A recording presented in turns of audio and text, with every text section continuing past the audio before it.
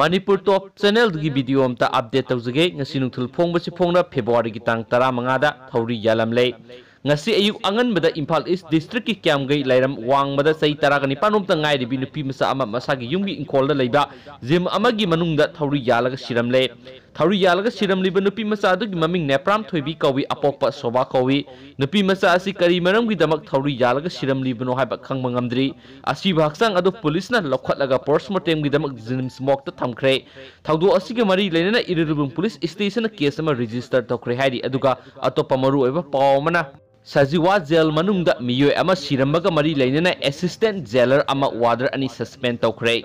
tha asigi sache taraga nithogi ayuk pung mari rom tarakpada matamda Manipur Central Jail Sajiwada under 8 prisoner oina leiba MD Sekwari Saikunga manga koba phado ama thauri yalaga sirambagi thaudoka mari leinana Manipur lenga ki jail department na Manipur Central Jail Sajiwada assistant jailer oiba ama yauna warder ani suspend tokre